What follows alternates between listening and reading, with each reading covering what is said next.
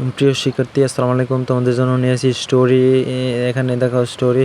প্রথমে তুমি 3 লাইন লিখে উপরে স্টোরি যেটা থাকবে ওটা লিখে তারপরে তুমি এটা হুবহু তুলে দেবা। যদি স্টোরিটার নামটা ওখানে লিখে দেবা, লিখে দেওয়ার পরে হুবহু তুলে দেবা। তারপরে আছে তোমার এই যে লেটারের ডেট লেখা, তোমার তারিখ টুরিখ লেখা, তারপরে মাই ডিয়ার এখানে তোমার ফ্রেন্ডের নাম লেখা, মানে প্রশ্নতে যেটা থাকবে ওটা দিবা।